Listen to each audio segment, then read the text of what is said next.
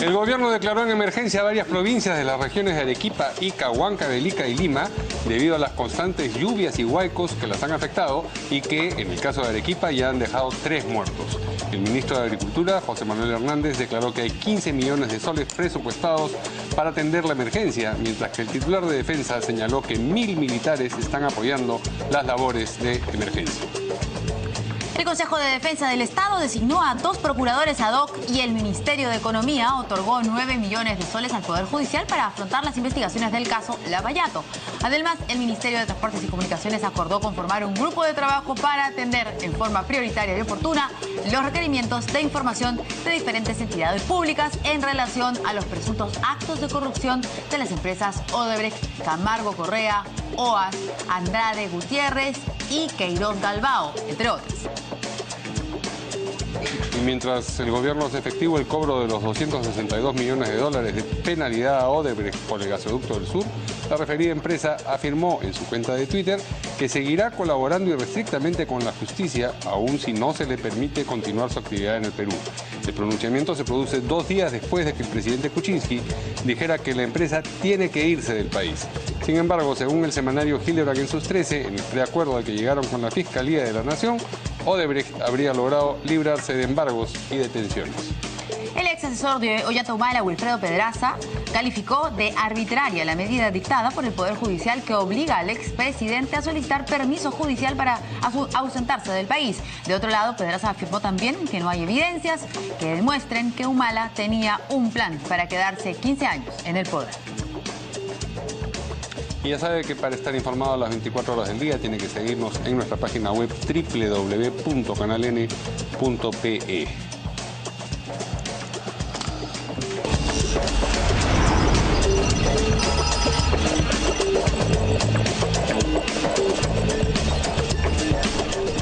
Amigos, ¿qué tal? ¿Cómo están? Buenas noches, bienvenidos a esta nueva edición de En Portada. ¿Qué tal, Verónica? ¿Qué tal? ¿Cómo estás, Mario? Vamos a presentar a nuestros invitados. Tenemos aquí al doctor Julio Rodríguez, abogado penalista. Aquí le damos las buenas noches. Gracias, Nancy Arellano, analista especialista de marketing político. ¿Cómo estás? ¿Qué tal? Y Alfredo Lozada, ex regidor del PPC. ¿Qué tal? ¿Cómo estás, Verónica? ¿Cómo estás, Mario? Buenas noches. Buenas noches.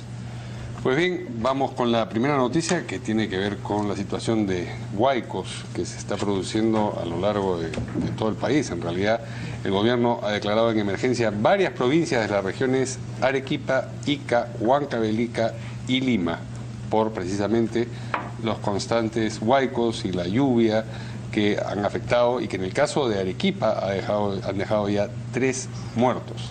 A propósito de eso, el ministro de Agricultura, José Manuel Hernández, ha dicho que hay 15 millones de soles presupuestados para atender la emergencia y el ministro de Defensa, el señor Nieto Montesinos, ha dicho que hay ya 1000 militares apoyando en estas labores de emergencia.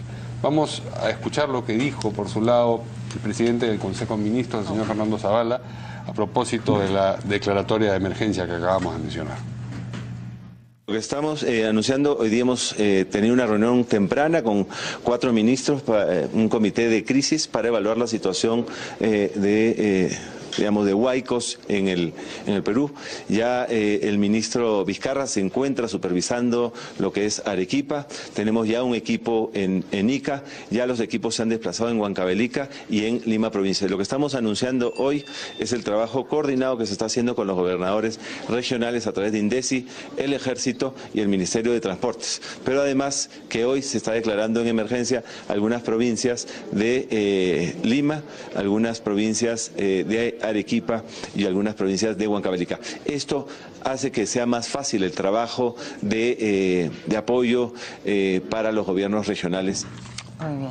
Bueno, ¿qué dicen acá nuestros invitados? Creo que nadie esperaba que este año tuviéramos estas imágenes. Pensamos que iba a suceder el año pasado, estuvimos exigiéndole al Ejecutivo que, bueno, tienen que destinar una cantidad importante y parece que esa plata quedó ahí porque no hubo mucho que hacer. Ahora más bien pareciera que fuera el niño. ¿Qué dicen nuestros invitados? A ver, mira, yo tengo una opinión como ciudadano, porque básicamente me interesa este tipo de circunstancias, porque hay que valorarlas desde una dimensión bastante más amplia del sesgo con el cual, creo yo, este gobierno está haciendo. Esto es producto necesariamente del cambio climático. Que el día de hoy tengamos en Lima una temperatura 4 grados por encima de lo habitual, significa que algo no está funcionando de manera usual. y evidentemente ello va a tener que llevar a consecuencias. El día, por ejemplo, de ayer granizó en Cusco, ha llovido intensamente en Ica, se ha desbordado en los cauces en la bajada de Hawái, lo ha hecho también en la subida a Chincha, es decir, la situación es bastante dramática. Están haciendo los embalses correspondientes para evitar que el río Mala se desborde, pero este es un fenómeno que estamos viendo solamente desde una perspectiva muy limitada y el gobierno no se está preparando para ello, aun cuando aparentemente la gestión anterior dejó los recursos, dejó la adquisición de material, camiones, volquetes, etcétera, para este tipo de circunstancias que no se llegaron a dar, pero que evidentemente el día de hoy veo yo un desborde absoluto y una falta de control político y ejecutivo en la situación de emergencia que se debe decretar en muchos más lugares de los que el día de hoy el gobierno lo ha hecho. Por el contrario de lo que dice Verónica, creo yo más bien de que lamentablemente se esperaba esto. Justo escribía un artículo para mañana sobre este tema y revisaba los documentos periodísticos de hace unos años, de hace 2, 3, 4, lo mismo. Los huaicos en Chosica, los huaicos en Chaclacayo. ¿Y por qué? Porque lamentablemente, y aquí desde otro enfoque, el tema de vivienda y la invasión y el tráfico de terrenos en zonas donde no se debe construir es terrible. En todas estas zonas de las quebradas, que donde el cauce natural de la caída de las aguas viene desarrollando desde hace décadas estos problemas, no se ha hecho nada. Hay un informe de la Universidad Nacional de San Marcos, del área de Geología y Estudios Geográficos, que dice que las quebradas hay que liberarlas de estas construcciones, todas informales en su mayoría, hay que evitar la construcción ahí, liberar todo este espacio y sobre todo las zonas de depósito donde van a caer los lodos y las tierras. No se ha hecho nada, por el contrario, cada año hay más invasiones, cada vez hay más construcciones ahí. Entonces todos estos millones que se invierten ahora en solucionar y en retirar a la gente, debería hacerse grandes proyectos de vivienda para desarrollar esto. Chosica, Chaclacayo, lamentablemente ya todo el Perú ha crecido sin ninguna planificación urbana y eso está generando este problema que viene repitiéndose cada año. Es como el friaje en Puno, ¿no? Que cada año vemos lo mismo y no se hace nada y no se toma el toro por las astas. El Ministerio de Vivienda, en coordinación con los gobiernos locales, debe cambiar este modelo de construcción que tenemos lamentablemente en Lima, que es primero llega la gente, después llega el ladrillo, después llega el agua, después llega la luz. Este desarrollo informal de vivienda es lo que está causando ello y vemos aquí un ejemplo que se repite lamentablemente todos los años. ¿Qué nos dice Nancy Arellano? Sí, bueno, básicamente es un problema de seguridad ya multidimensional, porque finalmente el tema de planificación es un tema de perspectiva, ¿no? Estamos hablando de que, por ejemplo, anticipar esos escenarios que se pueden decantar de la combinación de temas como el cambio climático, que te corresponden a un tema de prospectiva, a las capacidades reactivas efectivas que pueda tener el gobierno para atender este tipo de circunstancias, definitivamente deja mucho que desear. Y deja mucho que desear porque son circunstancias que, como bien señala Alfredo, se repiten año tras año y contrario a servir para elaborar un plan coordinado entre las distintas instancias multinivel para poder hacer frente a estas circunstancias, dejan al ciudadano finalmente expuesto a unas condiciones que finalmente cobran vidas.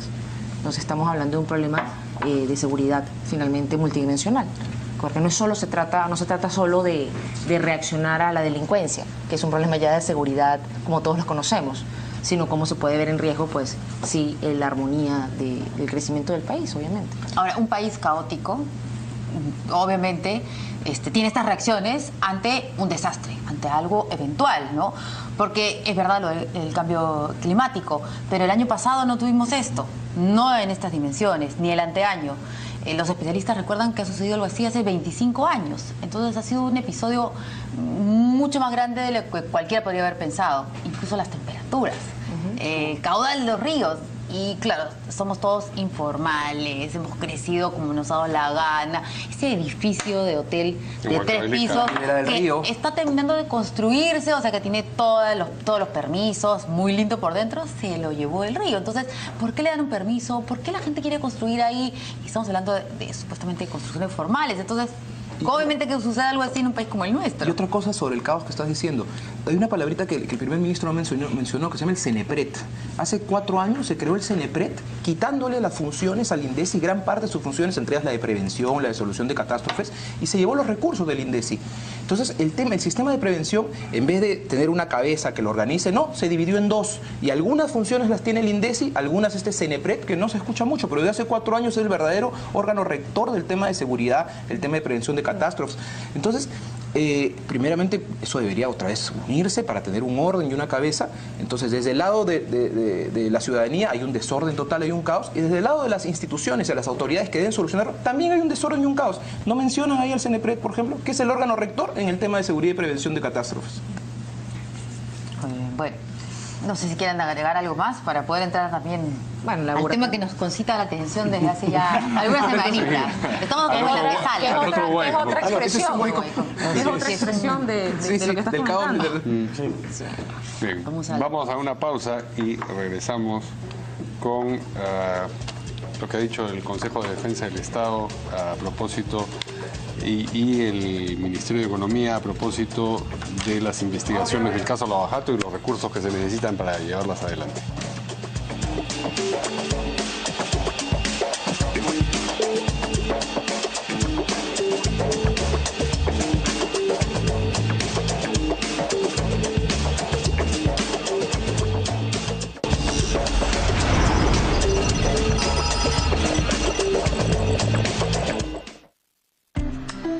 Ya son más de 6 años que el Metropolitano está comprometido con la ciudad, llevando más de 1.000 millones de pasajeros a su destino.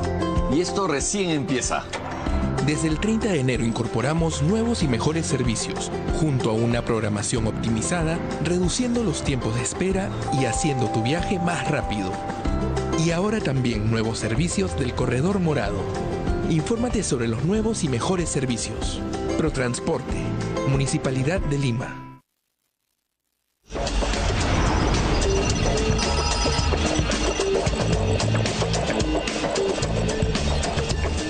Muy bien, el Consejo de Defensa del Estado ha designado a 2 procuradores ad hoc.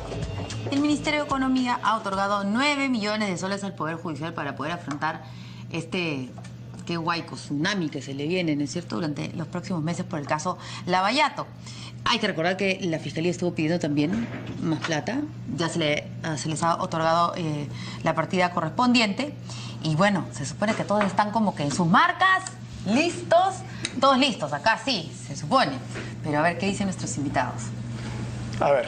¿Cómo ve el caso Lava Jato? Que es algo tan gigante, ¿no? Es así como... Bueno, realmente la dimensión de este caso ha desbordado cualquier perspectiva que se pueda haber tenido anteriormente. En el caso peruano, ¿no? Pero que se veía venir. Esto en Brasil ya tiene varios años. Y en Brasil fueron haciendo un trabajo de hormiga, un trabajo que una primera etapa fue muy silencioso, rigiéndose escrupulosamente por la norma, la reserva de la investigación, cero politización de las investigaciones. Eso fue lo que permitió que hubiesen prisiones preventivas, embargos, incautaciones al más alto nivel. Lo que hemos visto estos 3 días, y hay que ser totalmente transparentes, ha sido literalmente fuegos artificiales. Estamos hablando de un tema minúsculo, 8 millones, cuando se ha calculado que si estas empresas han invertido en el Perú más menos en estas adjudicaciones que recibieron 12.000 millones, el 10% es lo que aproximadamente utilizaban para, así es, destinarlo a fines ilícitos. Estamos hablando de 1.200 millones. 8 millones es algo ridículo. ¿Y quién ha prendido la mecha de esos fuegos artificiales? Bueno, aparentemente la han prendido a partir de que se ha encajonado algunos personajes vinculados a Odebrecht. Según la información que sale en El Comercio y en la revista Caretas el día de ayer, una representante legal de Odebrecht sería la que habría sindicado a estas personas en este primer episodio, ¿no? Obviamente, una persona que tiene la representación legal de Odebrecht desde hace más de 5 años, es decir, en una época bastante convulsionada, con manejo de información, pues lo que está haciendo es dosificando esta información como otrora, si ustedes hacen el símil y lo recuerdan, como otrora lo hizo en su época Matilde Pinchi Pinchi. ¿No? Soltaba la información de a pocos en la medida que iba negociando su beneficio de colaboración eficaz y su eventual exención de pena, que fue lo que obtuvo. O sea, acá este escenario no es que sea muy distinto. Lo que sucede es que estamos hablando de un solo elemento que se ha desatado el día de hoy, pero creo yo que van a haber muchísimos más colaboradores, de muchísimo más nivel, con muchísima más información, y que a la larga, si es que se le mantiene una rigurosidad en el ámbito de aplicación de las normas, esto sí va a acabar llegando a las esferas más altas. Si se comienzan a filtrar permanentemente el nombre de colaboradores, las diligencias que se hacen, las personas involucradas, el afán absolutamente casi de león por la presa, de saber cuáles son los nombres involucrados, evidentemente se va a generar una contaminación y esto va a perjudicar la investigación. ¿Pero quién ha dispuesto el ánimo de fuegos artificiales? Era la pregunta. ¿La Fiscalía? Bueno, la Fiscalía ha cedido. Ha cedido. No, sería esta representante legal. A una demanda de la opinión pública. Totalmente. La opinión pública. O desde la misma empresa, porque has mencionado a la representante legal, o sea, como que es ella la que está dirigiendo para dónde van los fondos artificiales. Está dirigiendo porque... ¿Por qué no sabemos? ¿Por qué no sabemos? Pero lo que ha hecho la Fiscalía es ceder. Ceder también a la presión mediática, política, de haber sido acusada la Fiscalía permanentemente en estas últimas semanas de una inacción. Entonces, la Fiscalía ha tratado de mostrar algo. Mira, si detenemos, si investigamos. Pero este señor Cuba que está prófugo es bien cercano del exministro Cornejo. Hoy en El Comercio justo salía una investigación que decía que no tenía nada que ver con... ¿Qué hacía el señor Cuba? Si era viceministro de Comunicaciones relacionado a estas cosas. El viceministro de Transportes puede ser, pero él, y de pronto, pero ¿se acuerdan de esta resolución suprema que le encargaron ustedes para que el señor Cuba vaya de viaje en representación del Estado peruano para verlo de Me había olvidado. Ahora sí, en Japón, sí. Entonces, tampoco no es el pez más gordo que seguramente vamos a ver, el señor Cuba, cuando lo agarren, pero ¿creen ustedes que va por ahí encaminado o no el tema? ¿En qué? ¿En agarrar los peces Sí, más gordos? por lo menos agarrar a Cuba, que lo agarren una vez que lo tengan ya. Bueno, obviamente la justicia. Ahí están por un lado los intereses de Odebrecht, que tiene que buscar salvar lo poco que queda, porque hay un montón de accionistas más allá de la familia Odebrecht que invirtieron allí un capital y tienen que buscar mitigar daños. Ojo, no olvidemos esa parte. Más la serie de alianzas que tenía Odebrecht con otras empresas, como el caso de Graña aquí, que también están afectando a estas empresas y en otros países, incluso empresas que son que cotizan, etcétera, y que les está afectando todo esto, el bolsillo de todo el mundo. Y además, obviamente, pues todos unos ánimos de recambios políticos y de pugnas políticas. Además, se viene ahorita un escenario electoral el año que viene y creo que también van a saltar por ahí todo el tema de las investigaciones. Pero creo que se puede enrarecer mucho el ambiente. Creo que se puede enrarecer porque si pones un escenario electoral con un tema de escándalos políticos, se crea un caldo de cultivo perfecto para acusaciones reales y ficticias. Entonces creo que allí la labor que va a tener la Fiscalía, esperemos, es de ser muy acucioso en el trabajo. Pero ¿cómo lo ves? Porque el doctor Rodríguez dice que él ve que son como fuegos artificiales. No, sí, yo creo que es una cosa mínima frente a lo que estamos hablando. Además que estamos hablando de cosas que finalmente son secreto a voces. O sea, cuando tienes una clase política que ha estado bastante tiempo en el poder, en líneas generales, con idas y venidas, todo el mundo se conoce. Y este tema de Odebrecht no son prácticas ni que son nuevas ni que son exclusivas del Perú además. Entonces, el tema de la cantidad de empresas que incluso han diseñado departamentos y que han creado estructuras bajo el nombre de ingeniería financiera para mover el tema de las coimas, no es algo nuevo ni es algo único de Odebrecht. Entonces hay un punto en el que la gente que está dedicada sabe muy bien quiénes son y sabe muy bien cuántas hay.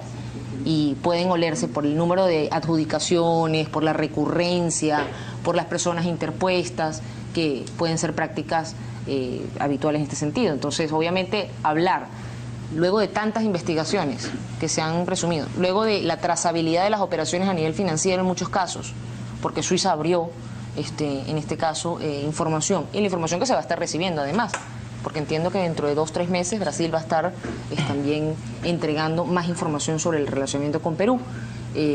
Creo que es difícil pensar que estos nombres son los únicos que ya tienen sobre la mesa para actuar. Creo que sí están o bien Odebrecht limitando la información o bien la Fiscalía esperando algún momento para actuar de alguna forma, porque a lo mejor aquí hay un tema muy probablemente pesado que pueda afectar directamente pues a todos, porque finalmente si toda la clase política te la echas abajo, no, pero además ¿cómo queda el país? O sea, es un riesgo. Ojo, políticos, periodistas, pero estamos hablando de los 3 ex vicepresidentes. Sí, pues por eso. De todo el periodo democrático. Entonces, ojo, que es una crisis que va más allá del tema empresarial, va más allá del tema político, toca el tema económico toca el tema de inversión extranjera directa, toca el tema todo, o sea, de toda la planificación. Entonces yo sí me imagino que esto es un tema que va más allá del ajusticiamiento, que mucha gente pueda querer, de cortar las cabezas de la corrupción, para entender que se te puede caer todo el edificio. ¿Cierto? Claro. Pero se te puede caer todo el edificio. Que se lo lleve Huayco al hotel. De Venezuela, Sí, que de es Punta Belica, de Venezuela. que también es un hotel que ahorita... Otro hotel que también está por... Sí, sobre el tema, Sí. creo No, de que Teleregidor. Odebrecht va a marcar un antes y un después de la política peruana, Eso ¿no? Va a sí. ser total. Latinoamericana, Sí, diría yo. latinoamericana, pero ahora centrándonos al Perú, va a marcar un antes y un después, va a limpiar la cancha de la política. Yo creo que muchos actores políticos importantes ya van a dejar de serlo, dentro de poco van a estar preocupados en resolver sus problemas con este tema y va a cambiar el panorama político. El tema quizás han sido los mensajes que han venido de la propia Fiscalía sobre este acuerdo, que después se convirtió en un preacuerdo, cuál es el contenido del mismo, si tiene que ser secreto, si va a poder ser visto por el Congreso o no. Entonces, Vamos a ahondar en profundidad en el Claro. siguiente tema. Eso, Entonces, todos estos mensajes generan estas suspicacias. Por ejemplo, el tema de los Vladivideos, recordemos, ¿no? Que también marcó un tema, otro punto de quiebre. No se vieron todos los Vladivideos, ¿no? Se vieron solo algunos, ¿no? Ahora vamos a ver si la cosa es la misma o no. Entonces creo que eso tiene que cambiar. Yo entré como regidor metropolitano después de la revocatoria. Y yo me enfoqué a los temas de vías, de puentes, y los temas principales que fue el tema de estas concesiones. Dije, tanto la de OAS como la que la señora Villarán dio a Odebrecht para Rutas Nuevas de Lima, donde todos los peajes se entregaron. Los peajes, el 100% de los peajes de Lima fueron entregados. EMAPE ya no tenía función y se le entregaron a estas empresas. Y yo decía, y lo denuncié varias veces, y gracias a Dios está recogido en medios periodísticos, ¿cómo se podían entregar los peajes antes de que hayan obras? ¿No? ¿Cómo podía ser? Primero entrego los peajes y después a las obras. Bueno, cualquiera que le entregues primero la plata y después a las obras, eso sale bien, ¿no? Entonces, cualquiera lo podía hacer. Entonces ahí veías que había algo raro y oscuro que ahora se está viendo determinado por qué se hizo, por qué en esa forma, y esperemos se llegue a encontrar a todos y todos los responsables sean ubicados, y no solo algunos para la foto y los demás queden ahí encubiertos por presión política. Estos esfuerzos de designar a 2 procuradores ad hoc, ¿no? Porque teníamos al procurador Enco, ¿no es cierto? Ahora vamos a tener a otro más. Algunos creen que se le está quitando protagonismo o quitando peso al procurador anticorrupción. Y después tenemos al Ministerio de Economía, que acaba de otorgar esos 9 millones al Poder Judicial. La semana pasada recién a la Fiscalía. Se están organizando supuestamente Ministerio de Transportes para conformar un grupo de coordinación, de información con la Fiscalía. ¿Cómo ven estos intentos? A ver, con honestidad absoluta. Sí, claro. Tratemos. A ver, es como que ante una, ¿no es cierto?, enfermedad gravísima, te inyectan agua con sal. No sirve para nada. En Brasil hay que ser bien claros. Además, desmitifiquemos, el procurador es el abogado del Estado, un abogado más, como cualquier abogado de las partes. El rol protagónico en Brasil y en otros países que han sí tomado el toro por las astas, Ministerio Público. Acá el rol protagónico tiene que tener el fiscal, y el fiscal de la Nación tiene que formar su equipo especializado. Y lo que debe preocuparse el Estado es que el Ministerio Público tenga los recursos necesarios para investigar adecuadamente, que se dote al Poder Judicial de la cantidad de jueces necesarios. Lo ha dicho el presidente Duberly Rodríguez, se necesitan más juzgados, se necesitan que los magistrados estén capacitados para este tipo de investigaciones. El procurador es un abogado más del Estado, tiene los recursos de la Procuraduría, y designar a procuradores ad hoc, ya hemos visto en el pasado que al final no ha generado un mayor efecto. O sea, centrémonos en el que es el responsable de la investigación, en el que tiene que llevar sobre los hombros la carga de la prueba, el que tiene que realizar los actos de incautación, identificación de los bienes ilícitos. Solicitar las órdenes. Así ¿no? es. Y pelearse por eso ante el juez, ¿no es cierto?, contra el abogado de la defensa en términos de igualdad, como lo dice el nuevo código. En la prisión preventiva el procurador ni siquiera interviene.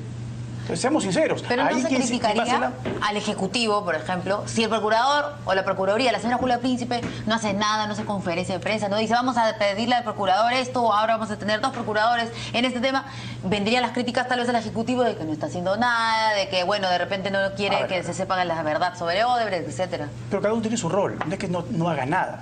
Significa muy claro, si yo doto a la Procuraduría de una serie de recursos, ¿no es cierto?, desproporcionados con su función, no voy a obtener el resultado que busco.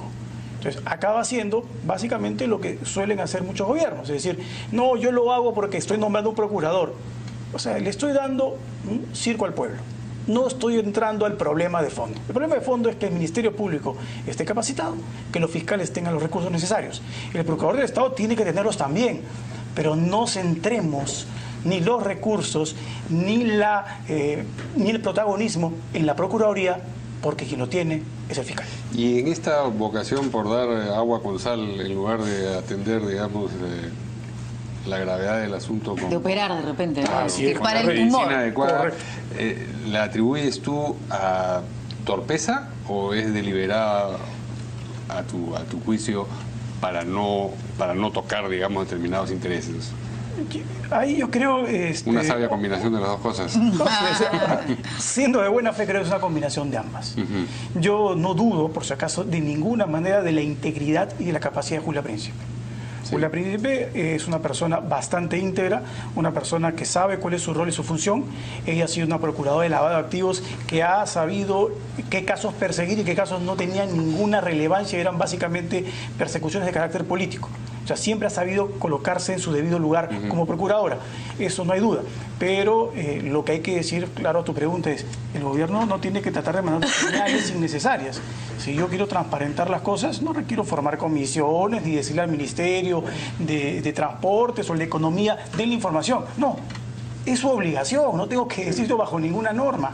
Ya está constituido esto en la fundamental norma del país, la Constitución. ¿Qué dicen nuestros otros invitados? Bueno, creo que la tendencia al sobredimensionamiento en este tipo de casos es así. La gente cree que porque haya más personas asignadas en el Estado significa que se está haciendo más averiguaciones y no necesariamente puede darse incluso un solapamiento en las investigaciones. Puede darse que incluso se empiecen a crear recelos entre los equipos de investigación. De todas maneras. Incluso. Claro, entonces, siempre sucede eso. Mucho más cuando tienen un caso. Falta mencionar además la comisión del Congreso. Claro, además. La comisión de Entonces, Lavallato, claro. por más que hablemos de la efectividad, ahí tiene que haber una organización para determinar plazos, tiempos y hacer una investigación ordenada. Obviamente la Fiscalía es la única, ciertamente, que puede llevar a cabo esto, a término esto, de una forma real. Ahora, si se va a hacer realmente o va a ser más tocando el tema de las comisiones, megacomisiones y ultracomisiones, que finalmente no llegan a sentencias, por ejemplo, sería lamentable. Porque además es muy obvio. O sea, creo que sería, retomando lo que decía Alfredo, justamente de el cambio en la política peruana a partir de Odebrecht, que yo digo que es un cambio en la política latinoamericana para la democracia latinoamericana. Creo que no saber aprovechar este momento, si el gobierno o la clase política no aprovecha el caso Odebrecht para salvar a los salvables y acusar a los culpables, va a ser un suicidio generalizado de toda la clase política, porque van a terminar de pisotear la poca confianza que hay por parte de la población común en los procesos del Estado. Entonces eso creo que sería gravísimo para la búsqueda de la consolidación, pues justamente del modelo democrático en el país, que es un modelo relativamente joven. Entonces yo creo que los niveles de excepción y un caso tan avasallante como este implica una gran responsabilidad, orden y minimización de recursos, obviamente. No vas a gastar más dinero si ya se ha dicho que justamente había un despilfarro de dinero por culpa de la corrupción. Y ahora por culpa de la corrupción en investigación vas a volver a sobredimensionar tus costos para volver a despilfarrar. Sí. Entonces, eso no tiene absolutamente ningún asidero. Para recibir 29 millones de soles. Ridículo. Vamos a hablar de eso en el siguiente bloque, pero por favor. Sí, sobre lo que dice ella, efectivamente, lo que dice Nancy, este gobierno venía con las ganas de destrabar las inversiones, ¿no? Los técnicos venían a destrabar las APPs trabadas, a destrabar las concesiones trabadas. Bueno, y se encuentra con un problema que está vinculado directamente a asociación público-privadas, a concesiones y a obra entregada a los privados para inversiones. Entonces se enfrenta a un problemón, porque ahora ¿qué funcionario público va a querer firmar una concesión, o sacar adelante una asociación público-privada si detrás quizás hay una empresa que está coimeando al de arriba, al de abajo? Entonces se genera buen problema.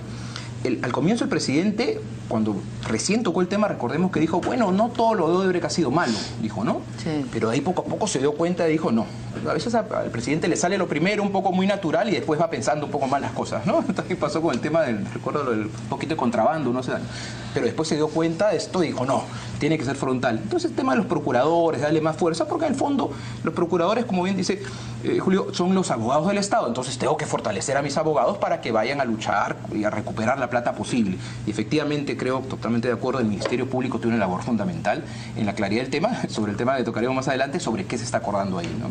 Bueno, a ver, nos piden los amigos del Consejo de Defensa Jurídica del Estado aclarar que el doctor Enco sigue siendo el procurador anticorrupción que dirige las procuradurías a nivel nacional. Los procuradores ad hoc aún no han sido designados. No hay un abandono del caso por si acaso, ¿no es cierto? Es lo que está informando. Hasta que sean designados estos dos nuevos procuradores ad hoc, sigue a cargo el doctor Enco. Y bueno, la próxima semana van a realizar una conferencia de prensa para dar más detalles sobre el trabajo que van a realizar. Pero han puesto el dedo antes que salga el chupo, como se dice vulgarmente, porque nadie ha dicho que al doctor Enco lo han desaforado del puesto. Dicho que más gente. Por sacacito, por sacacito. Yo cumplo con hacer la aclaración. Vamos a una pausa. Vamos a una pausa y regresamos para seguir hablando de otros aspectos del caso Odebrecht. En este caso, la circunstancia de que el gobierno ha hecho efectivo el cobro de los 262 millones de dólares de penalidad por el gasoducto del sur. Volvemos con esto.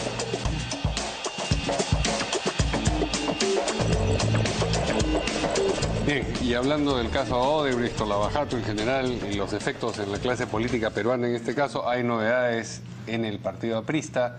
Vamos a ver primero una información que sale del propio partido.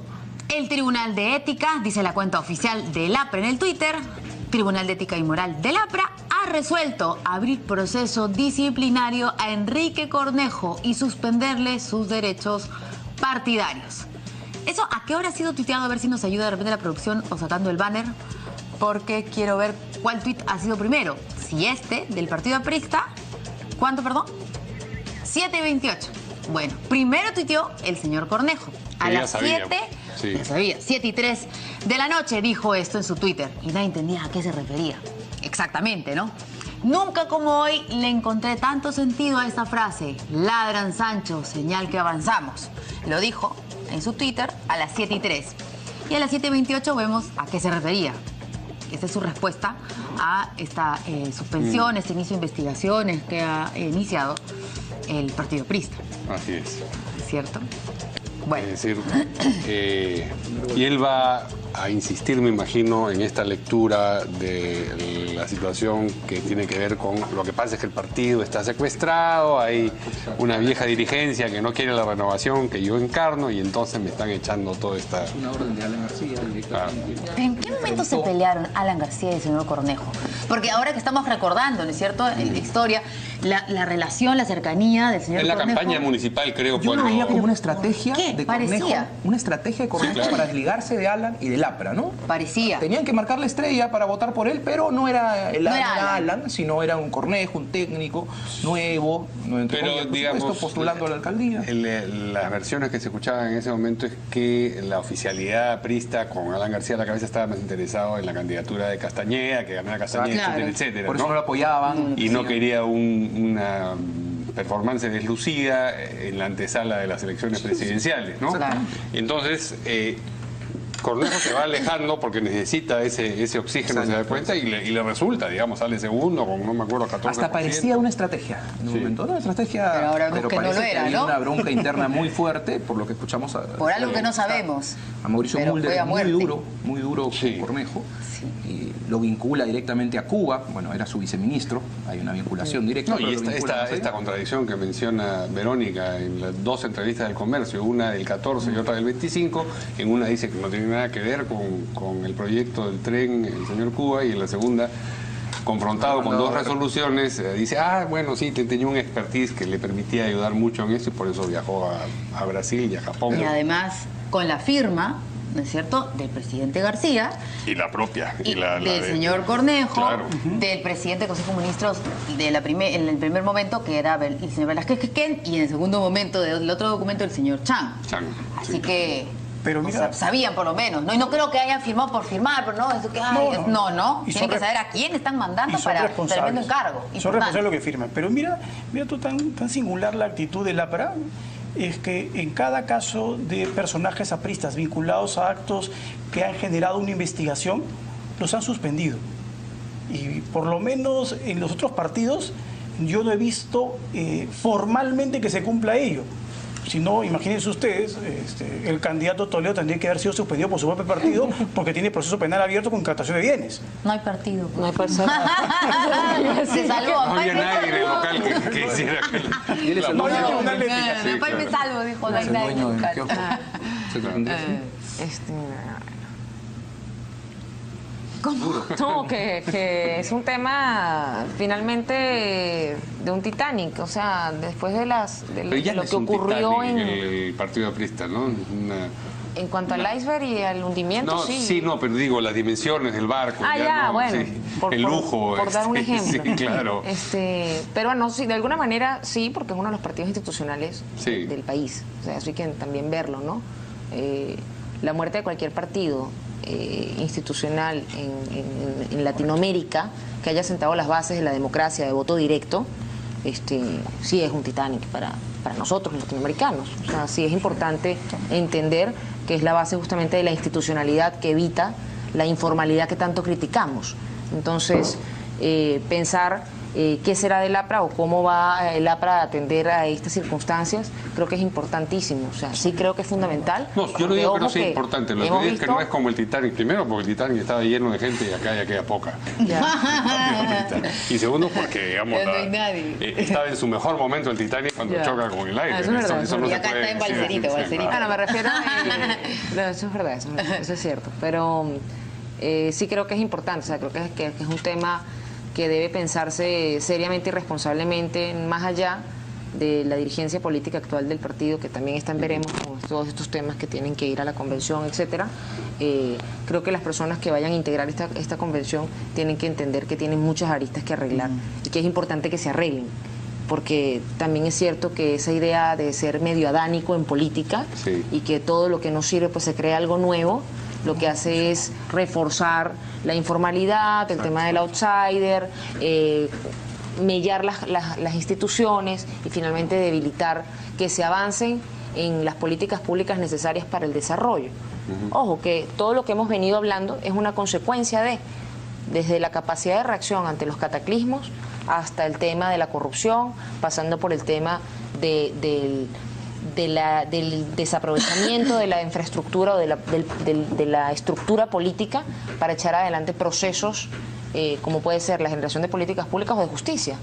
Aquí un tuitero, dice el amigo Gilberto Mendoza, que nos está viendo, dice: nadie está culpando a Cornejo.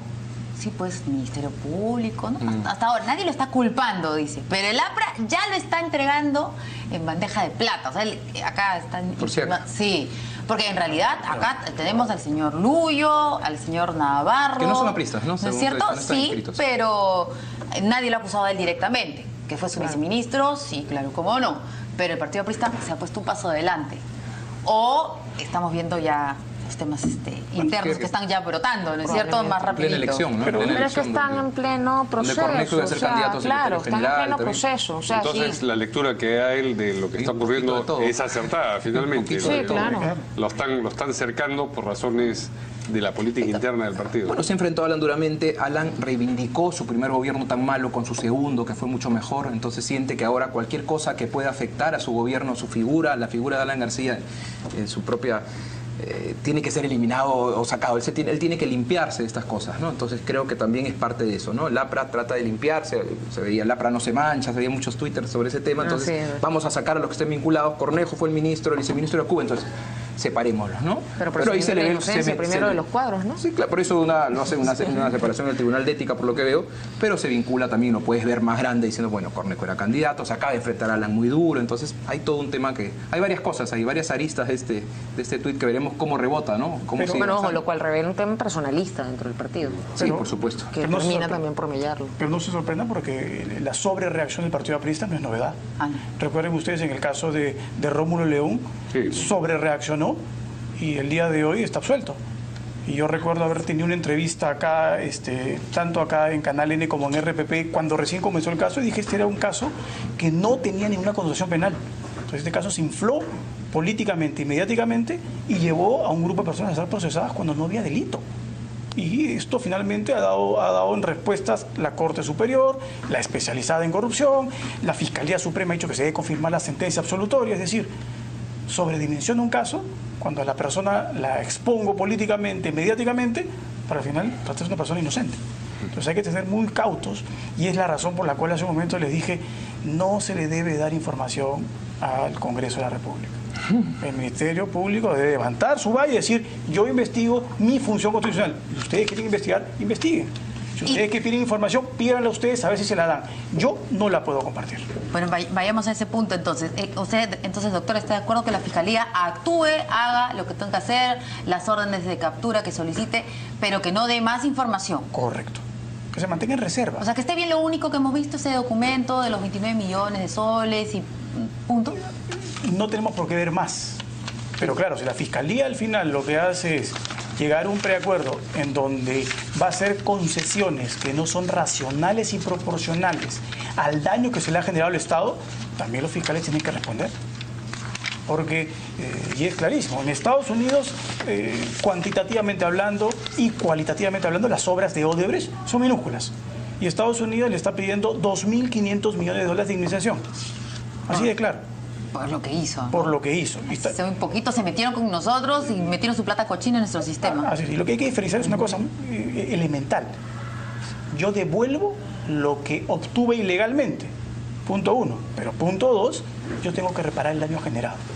Y el daño generado lo acaba de decir, ¿no es cierto?, los dos ilustres panelistas que me han antecedido: daño político, descrédito de los partidos políticos, de las instituciones, etcétera. Y eso tiene que ser compensado, económicamente por lo menos. Pues ahí tiene que haber no solo 29 millones, que es lo primero que aparentemente han obtenido. Y si el preacuerdo es 29 millones, ¿no?, corresponde al 0.5% de lo que me van a dar, sí, pues comencemos con eso. Pero que quede claro que eso no va a acabar. No, eso no repara el daño. Así es, definitivamente. A propósito de Odebrecht, hoy día ha publicado la empresa en su cuenta de Twitter, una comunicación en la que dicen que ellos van a seguir colaborando aún cuando los expulsaran del país.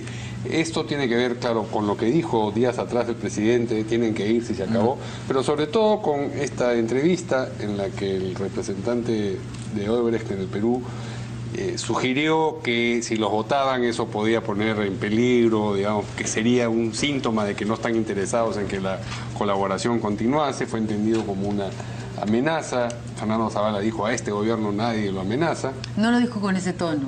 Lo dijo sí, ¿no? Un poco remiso. Sí. Pero bueno, lo dijo, sí, pero no en ese tono. Entonces, esta afirmación donde dice Odebrecht Perú respetará la decisión de la justicia y la voluntad del gobierno, la empresa seguirá colaborando irrestrictamente, aun si no le permiten continuar su actividad en el país. Lo importante es lo segundo, porque respetará la decisión de la justicia y la voluntad del gobierno como si pudiera no respetarla, digamos. Sí. ¿No? Es obvio, ¿no? Sí. O pretendían hacer otra cosa, que no fuera esa. De vamos a acatar las disposiciones del Poder Judicial, a ver si no. Bueno, aunque hoy día justo eso queríamos mostrarle a los amigos de Hildebrand en sus 13, tiene como titular más importante: Odebrecht se burla de la Fiscalía. Y bueno, en su interior, el colega Américo Zambrano ha consultado, dice, con personas especialistas y les parece increíble que el fiscal, luego de todo lo que hemos visto con Cuba, Navarro, todas estas órdenes, incautaciones y intervenciones de inmuebles, etcétera, que haya dejado a consideración del juez determinar las sanciones penales contra Odebrecht, una empresa, una vez terminadas las investigaciones, que no sabemos cuánto puede durar eso. No sé, a ver, de repente acá el doctor Rodríguez tiene más precisión sobre ello.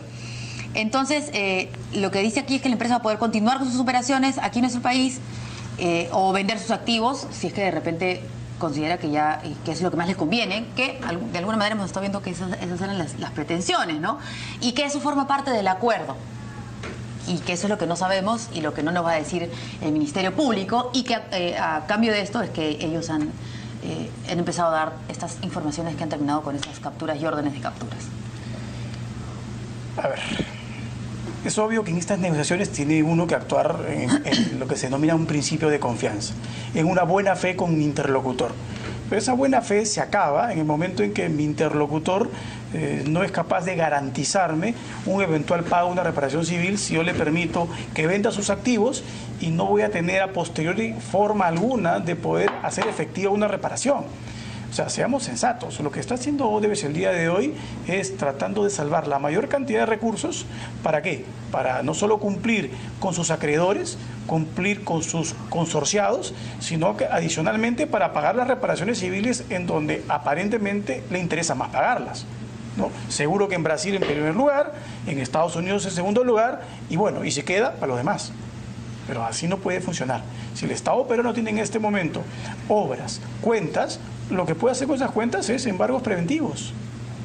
Embargos preventivos para que las cuentas se muevan en la medida en que se requiere, no dejar paralizadas las obras, obvio, porque eso sí generaría un daño mayor al Estado. Como gasoducto. Por ejemplo, como gasoducto, como Costa Verde, no puedo dejar que paren. Entonces yo, Estado, voy a dosificar que esos recursos estén destinados efectivamente a la continuación de las obras. Y de ahí veremos los activos, cómo se van a ir distribuyendo, cómo se van a ir moviendo las cuentas, y lo que tengo que colocarles ahí es una persona de parte del Ministerio Público solicitándoselo al juez para que intervenga administrativamente a esta empresa. Pero es razonable esto que lanza Gilberto en sus 13. A ver, usted como penalista. Los fiscales a veces llegan a ciertos acuerdos con los delincuentes, ¿no es cierto? Para que, bueno, finalmente tengamos una sentencia. De repente no la cadena perpetua, ya pues, pero 35 o 25, pero bueno, finalmente eres sentenciado, ¿no? Y me ayudaste y dijiste esto y lo otro. ¿Podría haberse dado algo similar con Odebrecht? O sea, que digan, bueno, ustedes empiezan a hablar, ya está bien, vamos a dejarlos a seguir trabajando, pero luego vamos a ver a quiénes capturamos, a quiénes detenemos de su empresa. Bueno, a ver, hay que también diferenciar. La persona jurídica es distinta, ¿no es cierto?, a las personas que han actuado ilegalmente. Es indudable que Odebrecht estructuró paralelamente una gama de personajes, de funcionarios, de cuentas, de sistemas de software, o sea, toda una alambricada, ¿no?, modalidad de funcionamiento ilegal paralelo, pero también funcionaba lícitamente. También construían, también hacían obras, y que por lo tanto esa parte que funciona lícitamente es la que no puede parar porque nos vuelve a afectar otra vez. Ya estamos afectados con la crisis que se ha generado para volvernos a verse afectados porque estas obras no continúen. ¿Cómo hacemos para que no se vayan y se lleven su plata y nosotros nos quedemos pero que ahí están todos los mecanismos legales para hacerlo, y el Estado tiene toda la posibilidad de llegar a acuerdos de negociación con ellos. No como estos que están presumiendo. No como estos que están presumiendo. Yo entiendo que van a ser superlativamente más controladores de cómo van a manejar sus finanzas a partir de ahora, porque obviamente han generado un daño al Estado y tienen que repararlo. Pero creo que es diferente el acuerdo que está llegando con la Fiscalía en el tema de los delitos, de las penas que habrán, identificando obviamente a las personas, que el problema con el Estado, ¿no? Claro. Entonces, lo que seguir operando no es una cosa que depende de la Fiscalía. Exactamente. Eso me El parece Ministerio Público raro. va a decir, bueno, si vas a administrar todavía Chavimoche, Costa Verde. Entonces tendría que el Estado ser parte de ese acuerdo, saber qué está haciendo, porque él es el que va a ser el perjudicado, ¿no? O la Fiscalía va a terminar asumiendo si es que se paralizan las obras y perdemos todo el Estado. Entonces creo que ahí algo falta en ese componente, ¿no? Todavía no están viendo solo si no te voy a dar 15 años, sino 10 si es que me sueltas y me das nombres, sino que hay millones de millones ahí invertidos y podemos perder muchísimo más, aparte que no ganemos. Pueden fijar después el acuerdo del Ministerio Público, pueden ser, no sé, 100, 200 millones, quizás después ya no queda plata para pagarlos, ¿no? Entonces debería haber, y creo que esta es la palabra, esa intervención de administración preventiva, pero esa debería ser del Estado, no del Ministerio Público. ¿Qué es lo que correspondería? Porque ahora que mencionas esto, escuchamos al presidente Kuczynski hace que 2 semanas, ¿no es cierto?, es decir, bueno, un ratito, vamos a ver, no todos los que trabajaron ahí han sido delincuentes, ¿no? Y después ahora no, sí que ya... Que se vayan todos. Sí, porque, bueno, no puede cumplir con sus compromisos económicos, qué sé yo. Pero ha sido no el Ejecutivo el que debe decir, oye, ¿qué vas a hacer, no? O a ver, ¿vas a seguir trabajando acá? No. ¿Vas a cumplir con las obras? Han sido las circunstancias las que finalmente han hecho de que Odebrecht se vaya del gasoducto. Entonces, yo no veo un planteamiento del Ejecutivo así de claro y concreto. Mira, estas son las obras, esto vamos a hacer, esto le vamos a pedir y le pedimos que nos responda tal día, tal fecha. No hay. Yo no veo un norte. Y ponemos un interventor en cada obra para que no vaya a haber que se paralice las obras, el dinero que entre, porque se va a comenzar a seguir pagando las diferentes obras, el Estado va a pagarle a Odebrecht por los avances de obra, y qué puede hacerse con ese dinero. Entonces creo que ahí debería haber un control paralelo por parte del Estado, y por ahí no se está escuchando nada. Solo se habla del acuerdo del Ministerio Público, del cual no se sabe mucho todavía, y entiendo por obvias razones, para poder trabajar en la seguridad del caso y que no se les caiga, pero hay que ver otro lado más importante, que es el que el Estado y sus pretensiones, y que no vaya a salir perdiendo, porque si pierde el Estado vamos a terminar perdiendo todos, ¿no? Nancy. Sí, totalmente de acuerdo. Es un tema de entender que la situación afecta a varias partes, no afecta nada más, no es nada más lo que pasó, sino lo que pasa de aquí en adelante. Como una empresa que operaba continuamente, al momento en el que la cortas, pues afecta más allá de la empresa también la incidencia que debería tener, o las obras que se adjudicaron justamente porque tenían que ser hechas. Y el trabajo que generaba indirectamente la realización. El tema del gasoducto es otra historia, porque bueno, además hay un financiamiento que no lograron. Claro. Sí. Que estamos hablando ya de terceras partes que obviamente no iban a apostar por razones obvias. Pero sí creo que en este caso es necesario que se busque una modalidad que permita que no se paralicen las obras quizás de menor dimensión, que en efecto podrían ser sacadas adelante y que son necesarias obviamente, porque si no, ni siquiera se debieron haber convocado en un primer lugar.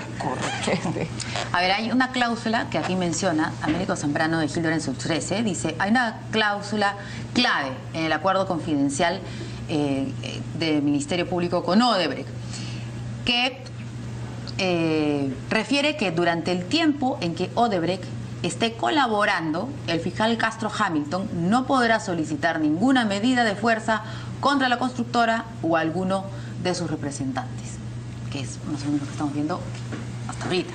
A ver, pero eso es, a ver, casi ponerse la soga al cuello solo.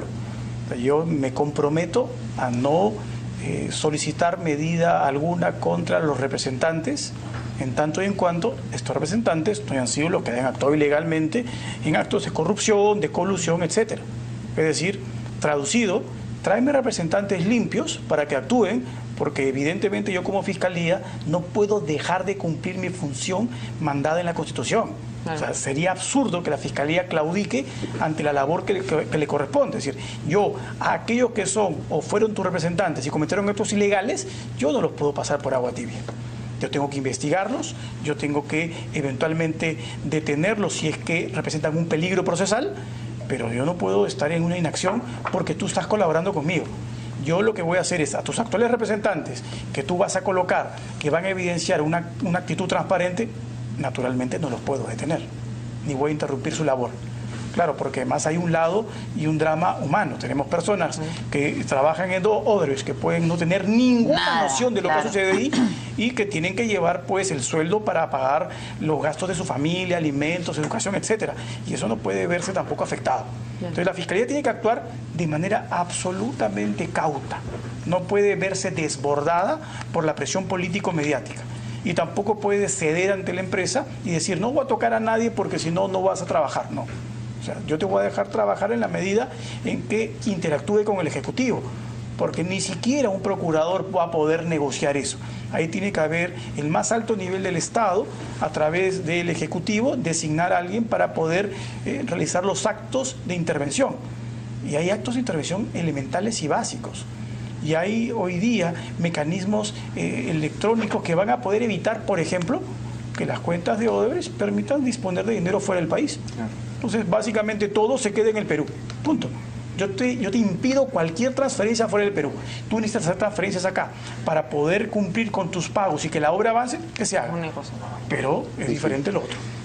Disculpen, nos tenemos a uno de los secretarios generales del Partido Aprista, Omar Quesada. Vamos a hacer un enlace para conversar acerca de esta decisión del partido de suspender en su militancia a Enrique Cornejo. Señor Quesada, buenas noches, ¿cómo está? ¿Cómo está, Mario? Gusto saludarlos. Bien, cuéntenos, esta es una decisión que ha sido tomada a la luz de ¿qué? Las noticias, digamos lo que comentaba hoy día Mauricio Murler, la contradicción de dos declaraciones del propio Cornejo a propósito del rol de Cuba en el proyecto del tren. ¿Cuáles han sido los insumos para esta decisión? Bueno, la información que me ha sido llegada por el Tribunal de Abocamiento Nacional del partido no se refiere al tema de la gestión, sino a declaraciones que permanentemente ha hecho compañero Cornejo respecto de dirigentes del partido. Entonces es, digamos, una sanción por ser poco fraterno, más bien en la medida. No parece por el momento, sí. ¿Qué dice el documento, señor Quesada? ¿Qué dice el documento? Lo que dice el documento es en base al pedido que han hecho distintos secretarios generales regionales, que yo he trasladado al Tribunal Nacional de Ética y Moral del partido para que evalúe esa conducta partidaria. El órgano autónomo que es el Tribunal Nacional de Abocamiento ha resuelto abrir proceso disciplinario y suspender los derechos partidarios.